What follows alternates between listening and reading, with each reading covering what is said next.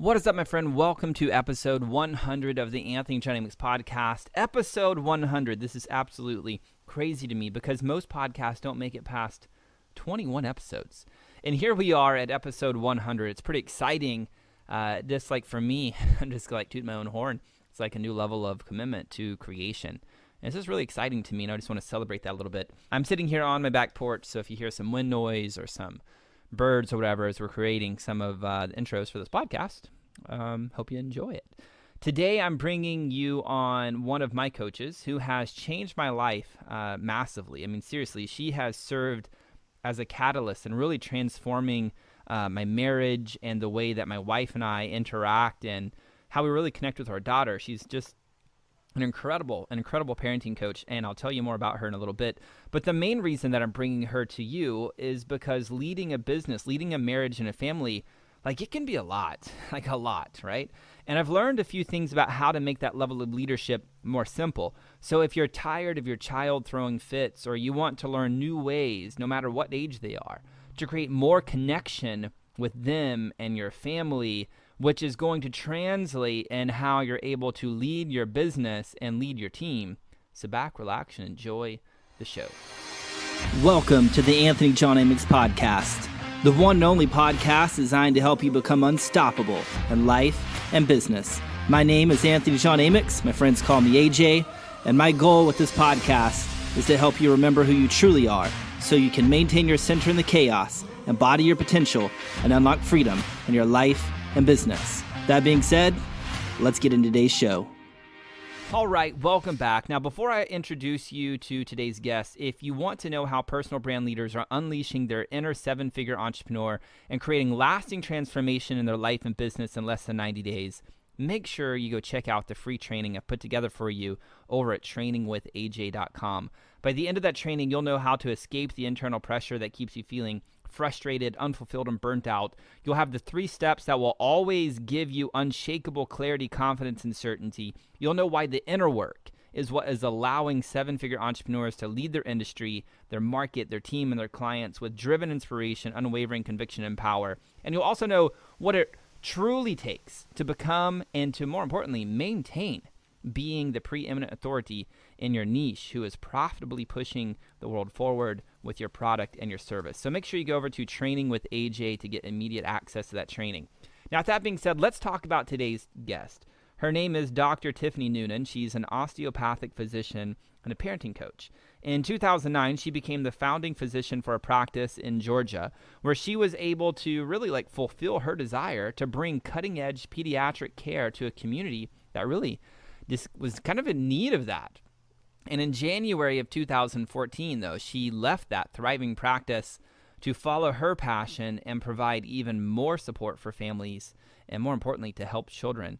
She stopped practicing traditional medicine because she found families often seek parenting advice from their pediatrician, and it was confusing and frustrating and overwhelming for many of the parents because the parenting advice that they got from the pediatrician, it was just based on dogma and tradition or what sounds good, but all too often it wasn't really based in current research. And she quickly learned that parenting is not taught in medical school or residency. And I'll tell you from personal experience, it's not really even taught to us as humans, right? It's something that we just kind of adopt.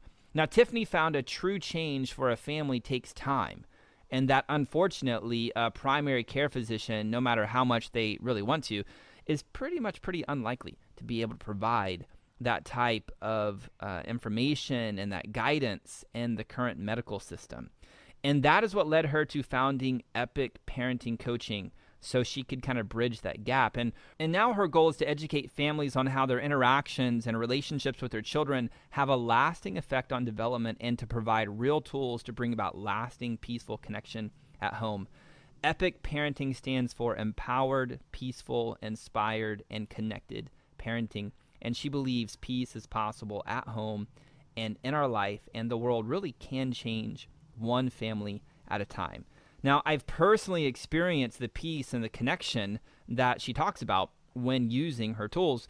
And part of the reason my wife and I first hired Tiffanie was because our daughter, she wouldn't stop throwing her food on the floor. My daughter's almost 2 now.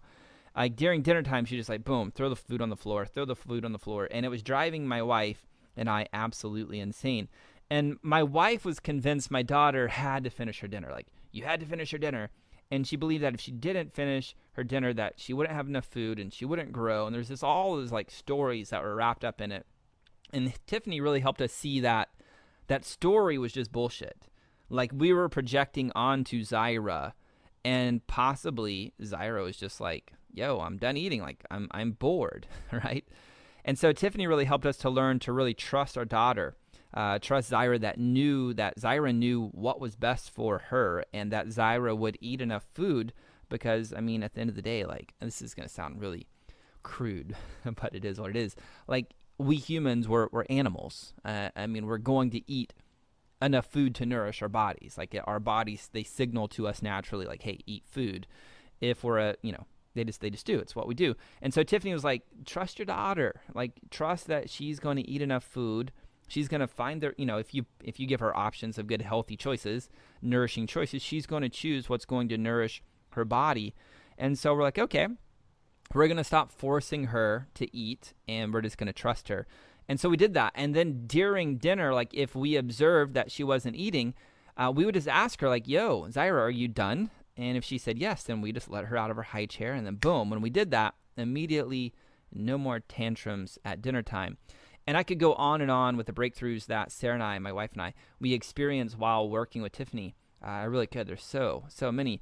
And the really cool thing is that the tools not only transform our relationship with our daughter, but they also transformed our marriage, which in turn gave me more capacity to produce and to lead in this game of business. So with that being said, let's bring Tiffanie onto the show. Tiffanie Noonan, welcome to the podcast. AJ Amex, thank you very much for having me.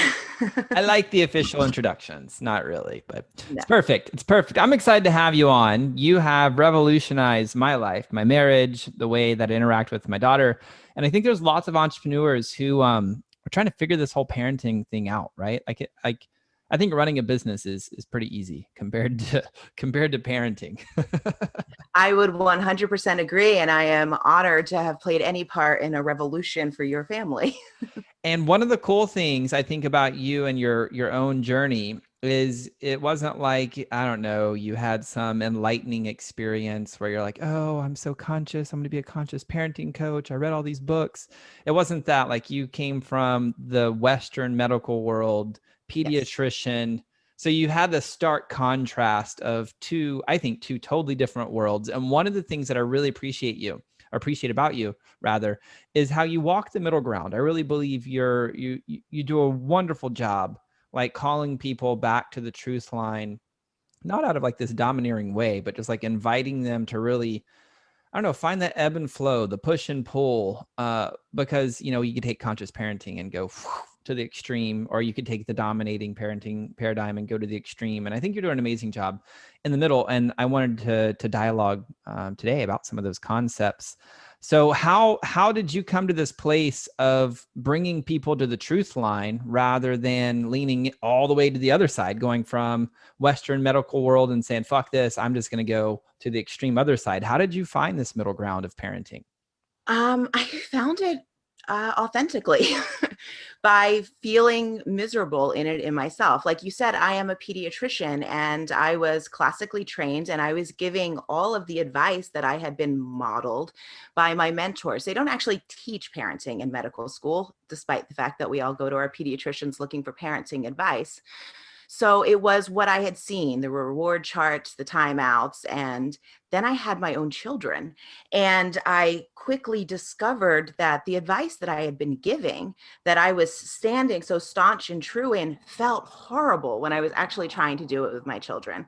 I gave my son his first timeout. He looked devastated. I felt terrible. And I was like, there has to be another way. Now, I didn't just say there has to be another way and get there. I wish that it had worked that way, but I had to go through the muck. So I did what you said. I read the books. I learned about conscious parenting. I created this ideal vision of what I wanted my family to look like. And then I went home every single day and I was yelling at my kids. I was not working. I had no idea what I was doing, and I was feeling worse. More guilty, more I'm screwing them up. There has to be another way. So I actually got coached. I joined a program and I learned how to actually figure out my triggers and why I was yelling and the stories that I was having, and then started to implement it with my family, and life transformed. But it was still real. I'm still a real person. I still get triggered all the time by my kids. And I realized that it wasn't going to help people if I pretended that I never got upset, that I never got triggered. And that for me, the honesty of this can feel messy and all relationships do was so important.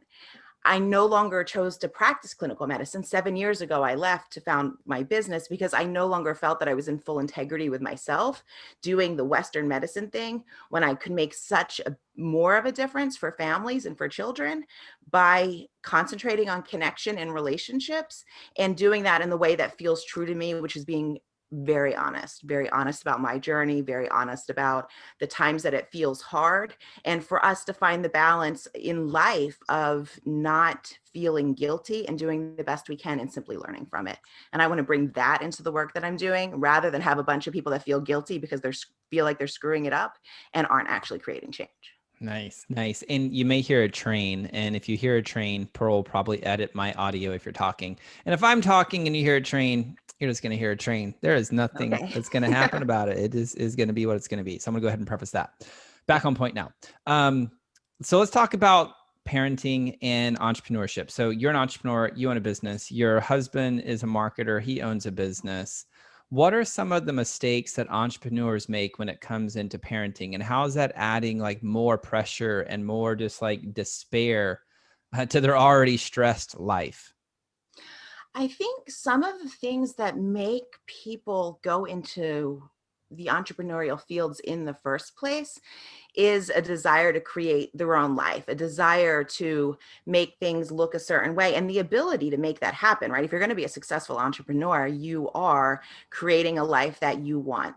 I have found a lot of times entrepreneurs take that vision and they apply it to their children as well, who may not necessarily have the same vision. They may not fall in line directly. And they think that there has to be this, like, I'm doing it successfully if they look a certain way and things are looking a certain way. And taking that personality into relationships with your children is a setup for maybe not failure, but certainly for stress and for frustration, especially if you're working from home and you are working one of those entrepreneurial hours of I work all of the time, right? Because I have my own business, I get up and I work. Children are going to cut into that. There is going to be a change in your lifestyle because they are going to want attention as well. They deserve it. But learning how to walk that line and adapt ourselves into this new role of parenthood is definitely can be a challenge for entrepreneurs. Do you think many entrepreneurs are projecting their own ideology of entrepreneurial living onto their children, ultimately potentially like creating and setting up a success equation for the child, where the child's like the entrepreneur is like, well, you know, you don't need a normal job. You want to do it this way and this way because I went down that way and that way's painful. So do it this way because it's better. And I'm grooming my child. And rather than really like connecting with the child and facilitating the child's interests, and again, not from a way of like whatever your interests are, like just, you know, no boundaries. That's not what we're talking about here, but really guiding their interests in a very connective way, right? Do you think many entrepreneurs are ultimately setting their children up for more stress and more failure than actually success? I do. Possibly not any more than any parent, no matter what Awesome. their experience is. Because I mean, I know I was certainly raised with the you should get a good job with benefits, and that is your marker of success. You know, if you have a 401k or a 403b and or my dad had a pension, and that's what you need to do to be successful. So walking away from medicine, I mean, still, I'm a 45-year-old woman, but my parents are still like mind blown. Like they're waiting for me to go back because it's out of the vision of what they have successful, and we all desire for our children to be successful. And I think it's normal until we actually choose to take a step back and say, what do they want, to project that vision onto them, to feel like we're being good parents and because we want them to have the best life. And so yes, I do think that a lot of entrepreneurs also do the same thing, is like you want to do life this way because you'll have freedom and you'll have these things that you're valuing, which may not be necessarily what the child wants. I always joke like my children may be entrepreneurial because it's what they've seen, but at the same time, I could have kids that like grow up to want to be accountants and work in corporate America, egads. Like, what are you going to do? But if that's where they feel called, it's my job to not get in their way, but instead be able to facilitate what works for them. It's not easy all of the time because we do have our own stories, and checking those stories is so important. So how do we navigate that as a human, where we're holding space for the potential of the child? We're holding space for the potential for us as humans as well. How do we like guide them into their potential without, I don't know, without getting in their own way? Like how do we really lead from that powerful place? I think part of the key is a commitment to connection over control. I know that we've talked about this. I talk about this all of the time, but really recognizing when our behavior is one of trying to control what they're doing rather than being able to take a step back like you would do for a friend and say, what are you interested in? Or this is what I value. How do you feel about this? And be willing to hear their answer. Be willing to say, that's not what I had expected, but how can we create that for you? But it comes down to choosing to not control what it is that they're doing and actually recognize, when am I trying to control their reaction or their response because it feels better to me, and instead connect and simply ask the question. I like to say, like, have a mind of a child, maintain childlike curiosity. Why are you saying that? What are you interested in? And ask the questions and listen instead of tell them what they should be doing or tell them what they should be thinking. And in that, you may find, or at least I have found from all of my clients and from my own children, that there's a lot less conflict because I believe in humanity. I believe in us humans. I believe that we are not here to create chaos in the world, and that it's us not feeling heard and not feeling seen that actually leads to the more disruptive behaviors. And that when you're willing to sit back and say, okay, tell me about that, that's interesting, they don't have to rebel against anything. They don't have to fight against it because there is space for it. Slow down and have a mind of a child. I know one of the big takeaways for me, one of the big takeaways for Sarah, my wife, was Zyra's not out to get us. Like, Yeah. she's not out to test us. She's not out to like, I'm testing your patience. Like, she just has certain needs and she's trying the best that she can to meet those needs. And then we, the parents, then create all of these stories and meanings of like, well, she's out to get us. She's testing us. She's trying to figure out if we're going to be strong, if we're going to be weak, and who's the weakest link. And like, we're living in the land of concept rather than, really, like you said, adopting the mind of the child and being like, well, what is she wanting to experience right now? Yeah. What need does she have that's not being met? How could we create an experience for that need to get met? And then in doing that, a lot of the conflict just like magically just It disappeared. is like magic, isn't it? It is sort of fascinating. But society has told us, right? There's the terrible twos, there's they're pushing limits, don't give in. I mean, you hear all these stories, and if you believe it, that is what you end up creating. And my belief is that every behavior, not just our child's behavior, my behavior and yours as well, is a best attempt to get a need met. It may not be ideal. It may not be the way that is going to best serve them in their life. But yeah, getting under it and saying, so I wonder what that need is, and then acknowledging it to the child. I am sensing that you are desiring more connection. How can we create that without having to start a fight or do something else? Or even a 2-year-old may not be like, yeah, so I'm trying to be more significant. But if you recognize this may be a call for significance, how can we give her more choice? How can we allow her to feel that in a way that's healthy? And by stepping back and into that, your child is starting to learn how to navigate those feelings and how to navigate those processes from a much more mature level than a lot of us do it for the longest time, right? I know I certainly, when I felt insignificant, would start a fight for the longest time. Rather than saying I'm desiring connection, Yep. I would just start a fight. And that never actually panned out the way that I wanted it to, but I did indeed get connection, just kind of sucked. Mm-hmm.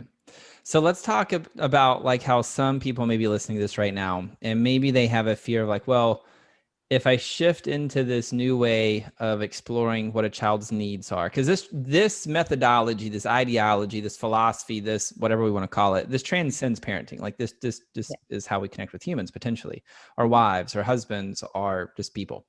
And so if we really adopt it, how do we let's speak to those people who are like, well, if I do that, then I'm going to be too soft and nobody's going to take me seriously and nobody's really going to honor me, respect me.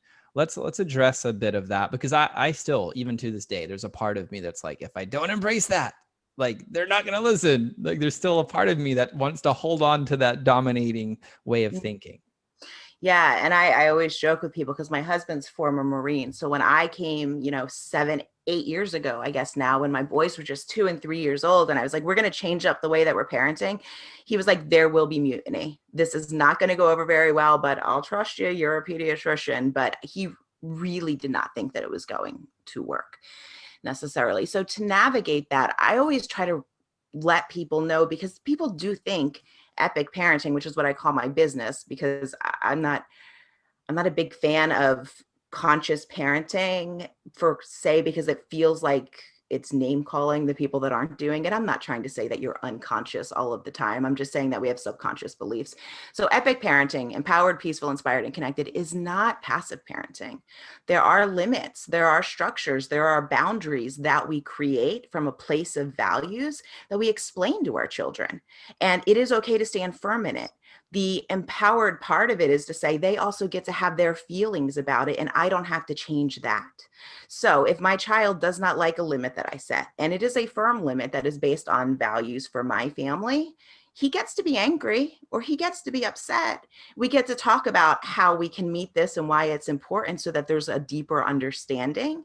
But it isn't about just letting them run the show, because I truly believe parents are here to help guide, to help them know their power, know their strength, but also know what is socially acceptable and what is okay, even in the context of a family. So, yeah, kids, this is a secret. Kids are actually humans too. So it is just human relationships. They're just people, just like everybody else.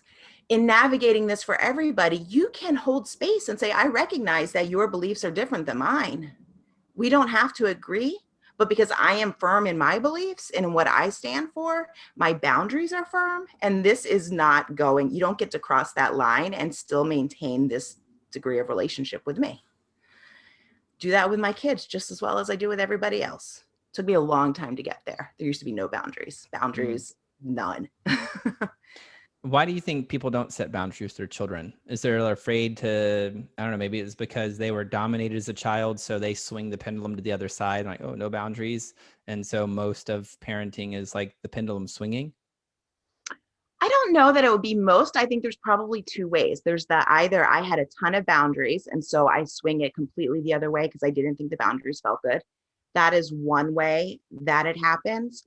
And then the other way that it happens is, I think often people that didn't have boundaries as well don't know how to comfortably set them. So if they had very passive or permissive parenting, it is also a possibility that they're just doing what was modeled for them, rather than being intentional. What do I desire to create in this relationship? What do I want this to look like? And then we get to make that happen regardless of how I was parented, regardless of where it feels good. I also think a lot of parents don't like to see their children upset. It triggers something in them that I'm failing or I should be doing this better or different. So not setting any limits is possibly a way of, well, if they don't get upset because I never say no to them, then I don't have to deal with those feelings of having disappointed somebody or doing something wrong. So I think there's a lot of um, stuff underneath that I dig into with my clients because everybody is different, but those are definitely some of the more common ones that I've seen. What was one of the biggest breakthroughs that you experienced in this game of parenting? Like the thing that you had to get underneath that really changed the fruit? Yeah.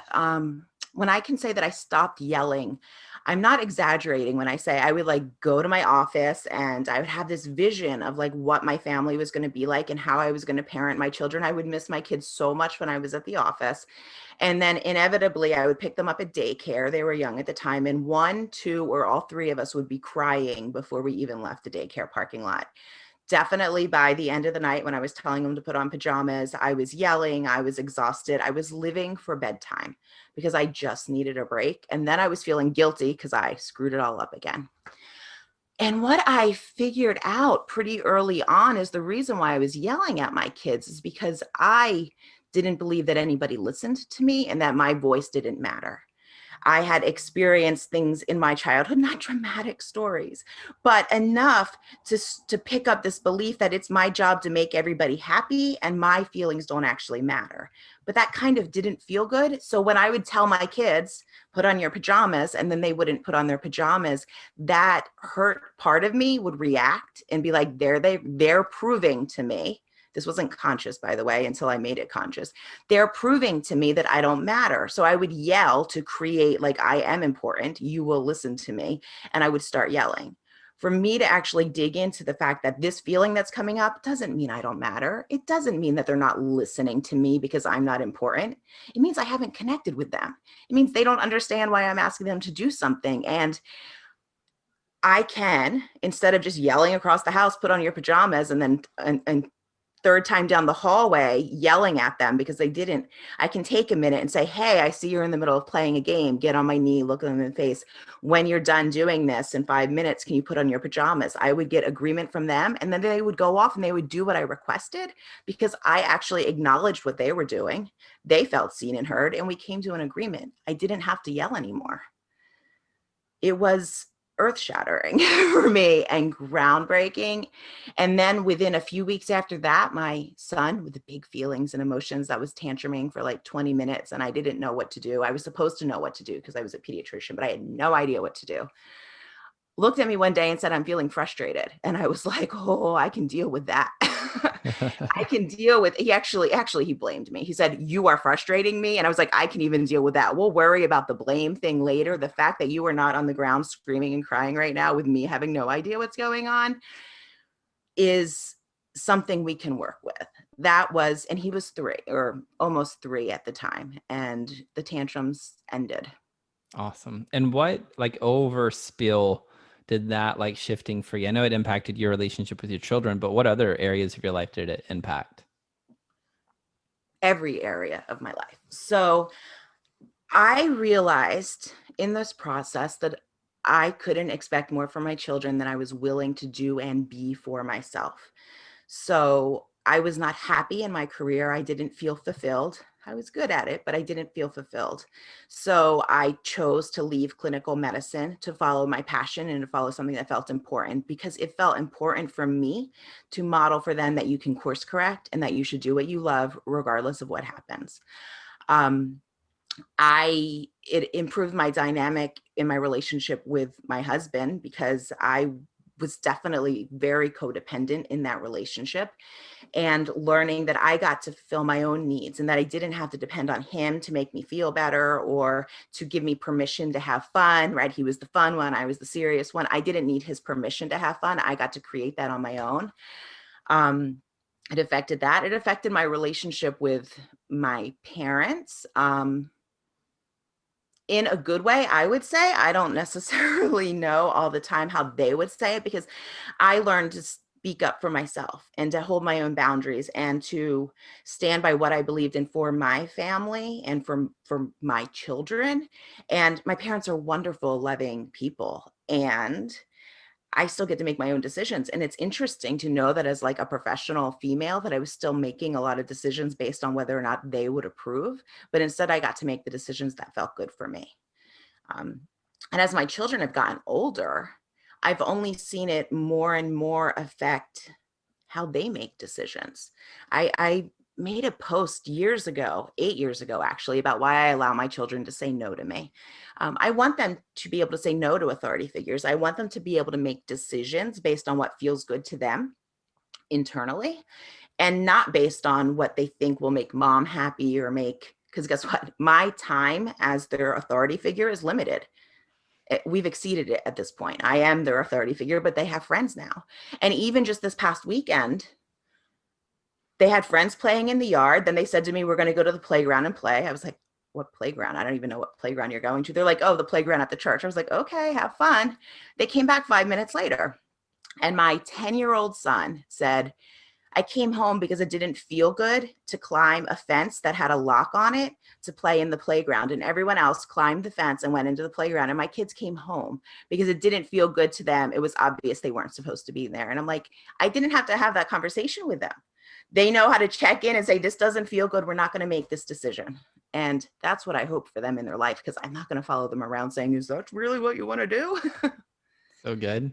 And what about the times for like people who, you're like, hey, put on your shoes. We need to go out the door. And they're like, no, not putting on my shoes. How does somebody find the balance between those two things where it's like, we have to get this thing done. We want to lead you to get the thing done and still want to give you permission to be able to like speak your truth in your voice. How does a parent be able to navigate that dichotomy? So a lot of times when I find that kids aren't doing what we ask them to do in that moment, there's either a lack of connection in the first place. They don't understand why we're asking. At times it can be that our request is boring, right? We're kind of boring as adults and we don't understand. I think the first thing to do is actually say, hey, this is what we're doing. Acknowledge what they're doing. I see that you're having fun right now. And this is the reason why we need to get out of the house, but let's plan for some fun later. What do you want to do? Step number one, acknowledge their desire, their need, and make a plan for it. Step number two, let them have their big feeling. If you really need to leave, it is okay to be like, all right, you don't have to put on your shoes, except for getting in the car. You're going to eventually have to put them on and we get to go. And that's okay. I hear you. And you're not allowed to stay home alone because you're 4. So for safety reasons, you're going to be coming with us. Allowing them to be upset about it if they want to. That's usually like a leave the playground thing too. Like, I don't want to leave the playground ever because I'm having fun. Planning for the next fun adventure, I think, is important. I think a lot of times with children, we don't realize that they have no idea what is on our to-do list, right? We don't share with them the plan, the schedule, or anything else. And then we expect them instantaneously to come right now because this is what I said. So I have found for a lot of children that have strong desires for significance, just letting them know the schedule. Hey, this is what we have to do today. We're going to be doing this and this and that. So that when you spring it on them, I need you to get your shoes on because we're going out the door. It's not this new thing, but we've actually shared with them. Because if you think about it as an adult, right? If you're in the middle of working or you're putting this podcast together and your wife walks in and is like, all right, let's go. You might be like, I didn't know we were going anywhere. Like, so just including them in the schedule, I think, is really important as well. And then sometimes if they have to be unhappy, they can be unhappy. It's all right. You Awesome. gotta go. And one of the things that I've really enjoyed about working with you is taking a really good hard look at the way I was parented and what ways of being I created and adopted, and how that then is impacting my own outlook and perspective. How often do you find people actually taking the time to look at that and to see how that is impacting how they're relating with their children and their spouse and just humanity at large? So, what I find most often when people come to me to work on their parenting, one, they come to me because they're having a behavioral problem with their child and there is something, quote unquote, wrong with their child or something they're trying to fix with their child. I let them know right up front that this work that we do is going to involve them. I don't really ever need to talk to the child, but I have found that a lot of people don't quite get that until somewhere around week 3 or 4 of working together when they're like, I'm not sure we're doing this right because we're still talking about me. And I'm like, yeah, but the issues you are having with your child have resolved. So I don't think instinctively a lot of us go and dig into it. And I think it is the integral and most important first step. The first step of the second step. The first step of what I do with everybody is let's create the intention. What do you want this to look like? Because I don't work with families and tell them what they want their family to look like. That is not my job. What do you want your relationships to look like? What do you want it to feel like so that we can work on creating that?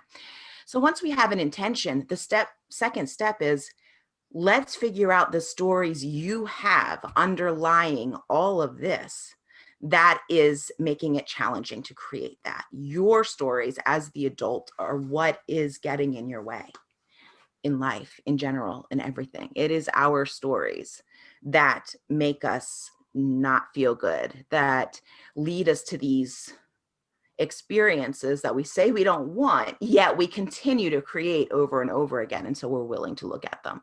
So most people don't come to me looking for it, but that's what they're going to get. Nice.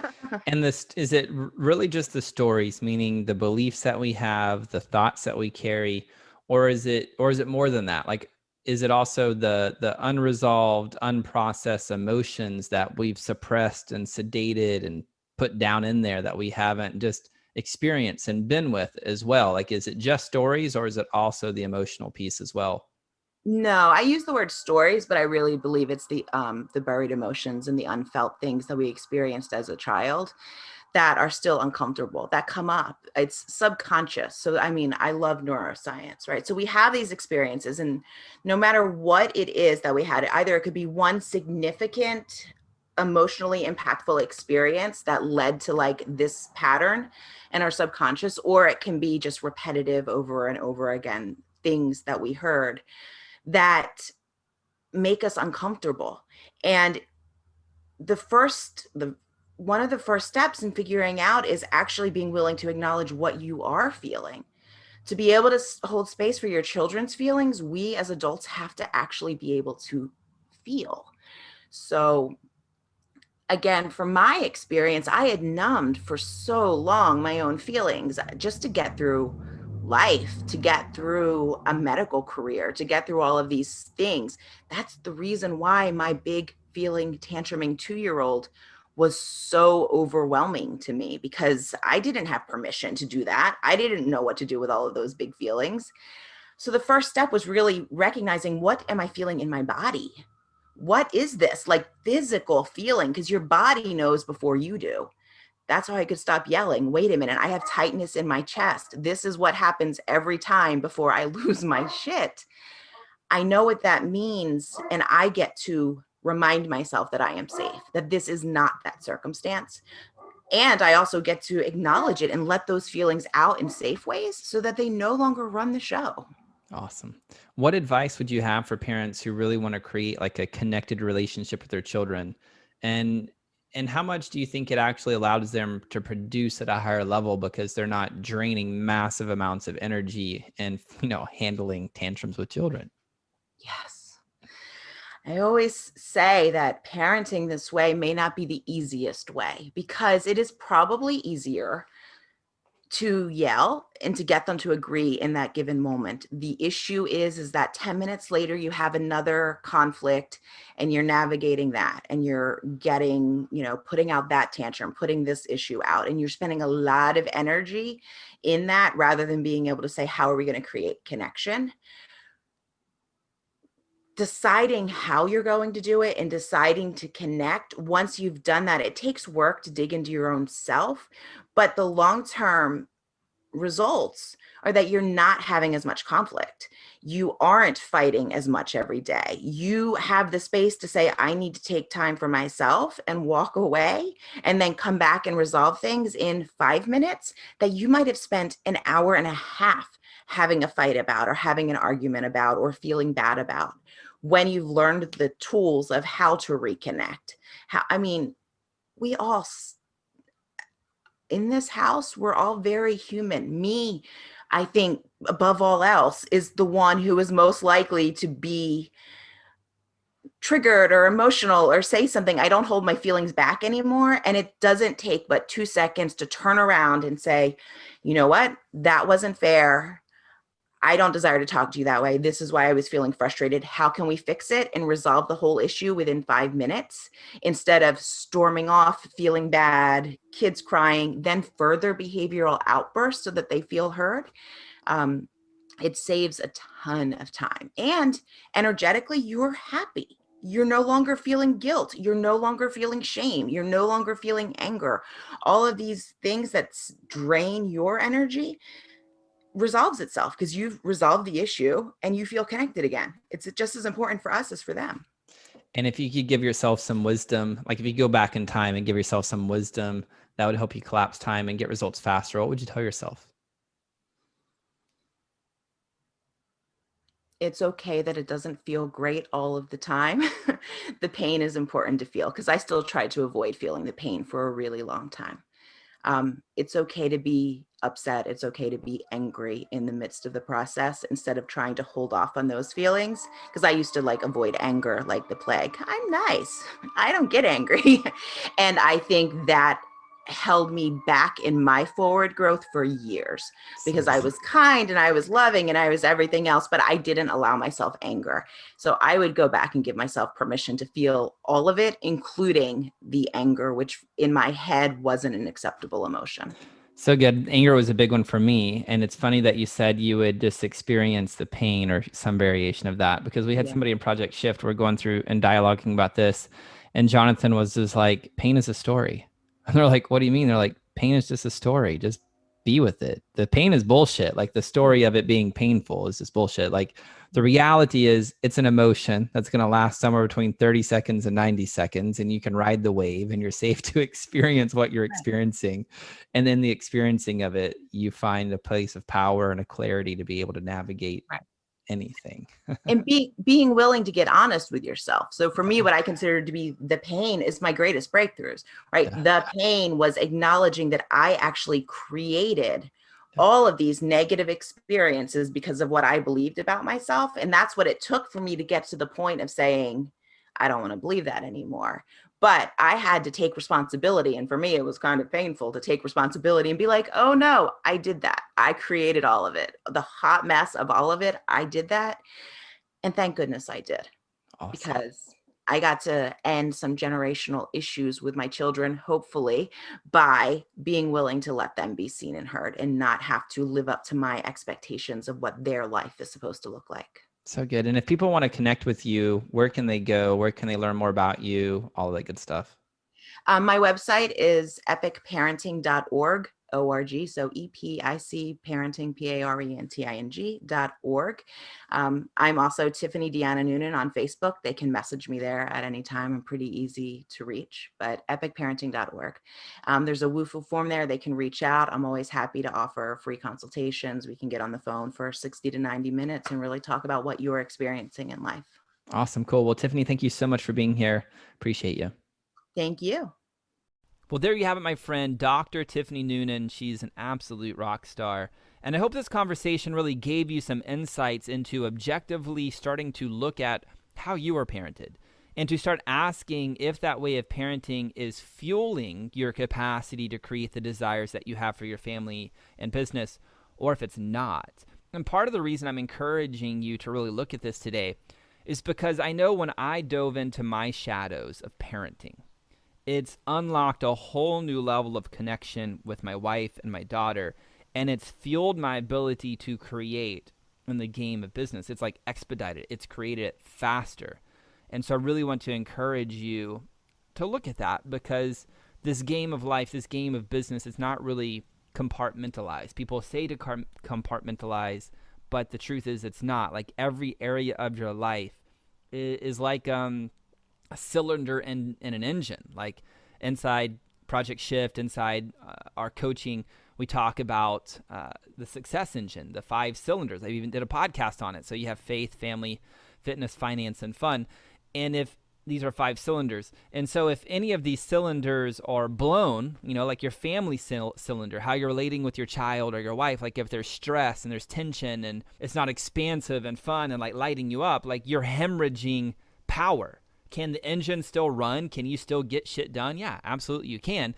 But it's like an engine. Like an engine will run with a blown cylinder, but it's going to run rough. It's going to take a lot more energy. It's just not going to be in a place of power. It's not going to get you to your destination efficiently, right? And so when we start taking a look at our lives and stop buying into the bullshit stories of like, oh, just compartmentalize that part of your life and show up and do the fucking work. The truth is like, no, that area of your life, your family, your relationships with your children, they have an impact on how you lead and how you run a business. And so I'm just encouraging you today to really look at that cylinder, your family, how you're relating with your children, how you're relating with your husband or your wife or your family, your friends, and really choose to rise above the things that have been passed down to you that you have inherently adopted, and to really take a good hard look at them and ask yourself, hey, is this empowering me or is this disempowering me? And whatever the answer is, there's no right or wrong. You get to make the adjustments. And so I hope this conversation with Tiffanie today really helps you start thinking about that and seeing some ways to shore up some things for you. So my friend, if this inspired you in some way, I'd love to hear about it. Simply take a screenshot of you listening to this podcast on your device and post it over to your Instagram stories and tag me at AJ Amix. And also let's tag Tiffanie at epic_parenting. So at epic_parenting over on Instagram. So thank you so much for being here today. Until next time, my friend, I'm out. Peace. Well, that's all I've got for this episode of the Anthony John Amix podcast, but we have plenty more to help you become unstoppable in life and business. So head on over to ajamix.com for exclusive resources, information, and tools to help you break through to a new level of freedom, purpose, and success. I look forward to having you back for the next episode. Bye for now.